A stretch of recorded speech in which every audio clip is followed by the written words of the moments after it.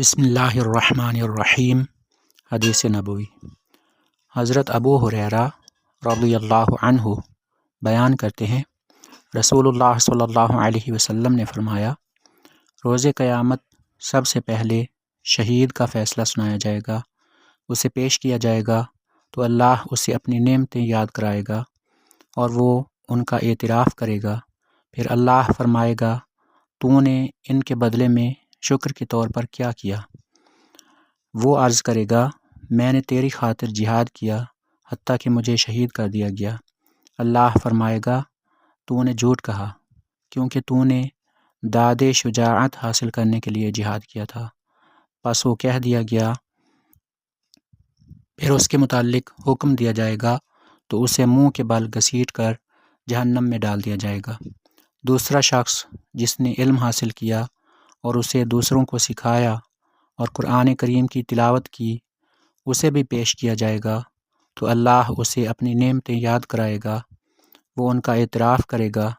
اللہ پوچھے گا کہ تو نے ان کے بدلے میں کیا کیا؟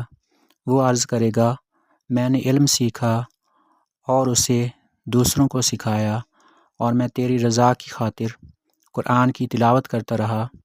اللہ فرمائے گا، تو نے جھوٹ کہا، البتہ تو نے علم اس لیے حاصل کیا تھا کہ تمہیں عالم کہا جائے اور قرآن پڑھا تاکہ تمہیں قاری کہا جائے۔ وہ کہہ دیا گیا پھر اس کے متعلق حکم دیا جائے گا تو اسے منہ کے بل گھسیٹ کر جہنم میں ڈال دیا جائے گا۔ اور تیسرا وہ شخص جسے اللہ تعالی نے مال و زر کی جملہ اقسام سے خوب نوازا ہوگا، اسے پیش کیا جائے گا تو اللہ اسے اپنی نعمتیں یاد کرائے گا، وہ انہیں پہچان لے گا تو اللہ پوچھے گا، تو نے ان کے بدلے میں کیا کیا؟ وہ عرض کرے گا، میں نے ان تمام مواقع پر جہاں خرچ کرنا تمہیں پسند تھا خرچ کیا۔ اللہ فرمائے گا، تو نے جھوٹ کہا، تو نے تو اس لیے خرچ کیا کہ تجھے بڑا سخی کہا جائے۔ پس وہ کہہ دیا گیا، پھر اس کے متعلق حکم دیا جائے گا تو اسے منہ کے بل گھسیٹ کر جہنم میں ڈال دیا جائے گا۔